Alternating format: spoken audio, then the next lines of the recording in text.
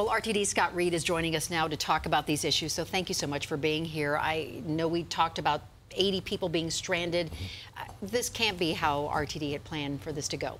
No, not at all. I think we've established a pretty high bar in terms of expectations for the reliability of service on our lines. And the interesting thing was the first 3 weeks of operation on the new University of Colorado line, we were actually between 92 and 96% on-time performance.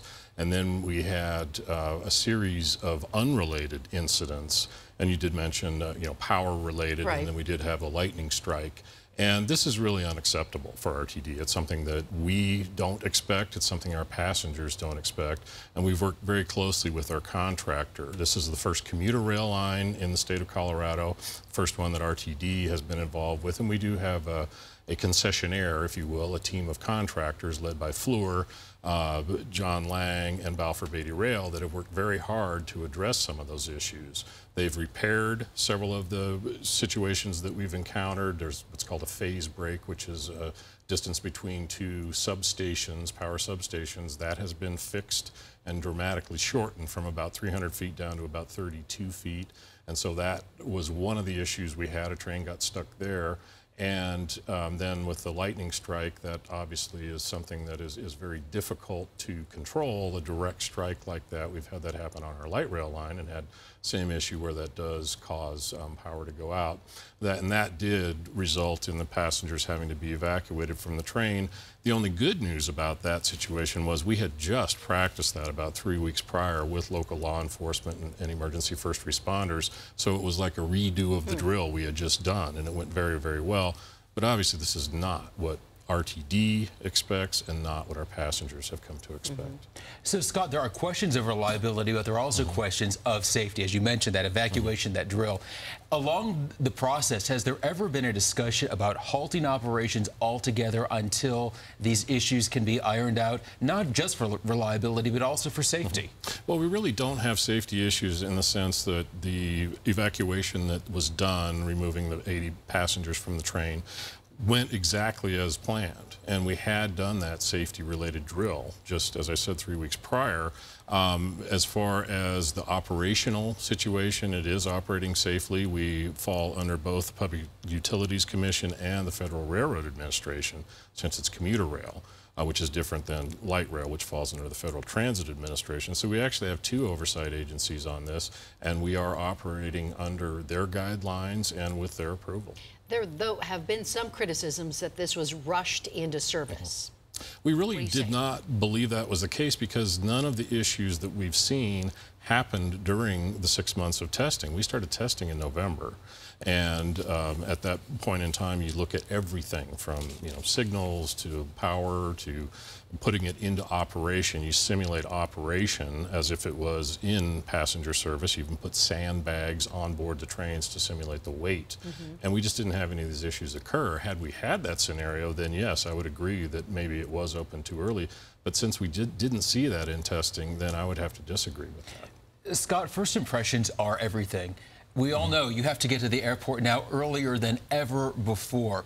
Are you concerned that some people will be dissuaded from using the new A-line because of these hiccups that we have seen in the first month of operations? Well, we know that people are keeping an eye on this, and it's something that we're concerned about because this is a long-term investment. We're talking about something for centuries to come in all likelihood. And we know that the first impression is the most difficult one to overcome if it's not a positive first impression. I think that the first 3 weeks of operation, where we were in the mid-90 percentiles on service reliability and on-time performance, will be the norm. We just have to get back to that. We have had that scenario since we had about, had 5 incidents in about a 7-8 day period. We have gotten back to that level of reliability. We're creeping back up there. So I think that's really what it's going to take, is for us to prove, again, that we get back to that reliability level and we don't have ongoing issues. And each time something comes up, then we are able to address that and to do all we can to make sure that doesn't happen again. Let's talk about the cost issue, because I think a lot of people have been critical of the fact that it's $9 each way. That's not affordable if you're a family of 4. How did that number come to be? Well, that's actually lower than what we had previously on some of our Skyride routes. that were bus service routes that go out to Denver International Airport. The other part of that is $9 is a full day pass, which allows you to ride any RTD service for that service day. So airport employees who are going to and from within that service day, then that is a round trip for them. So it's half that much. And if you look at the distance, you know, with the 43 miles there, that is a long trip. So compare that to Uber, taxi, you know, a super shuttle, anything like that, it truly is a bargain. When some of the issues occurred, there was some frustration by the riders that refunds were not being offered and that it's a policy not to offer refunds. In order to give people a second chance, is this something that you would consider? I mean, there are people who are very angry and have said, this is Not going to do it, right? Yeah. Well, what we have actually done is if people do present us with a ticket that was valid during a time that we know we had an outage, we will give them, if they're local, we'll give them free ride coupons, or if they're out of state, we can give them a refund of their money because they're probably not going to be coming back anytime soon. So we're doing something a little bit different. This is something RTD generally doesn't do, but again, to show that good faith effort and to show people that this is an unusual situation and we want them to come back, that is what our policy is now. So with 30 seconds left, it will get better? Is that what you're saying? Yes, and it already has. We've seen a lot of the issues that came up have been addressed.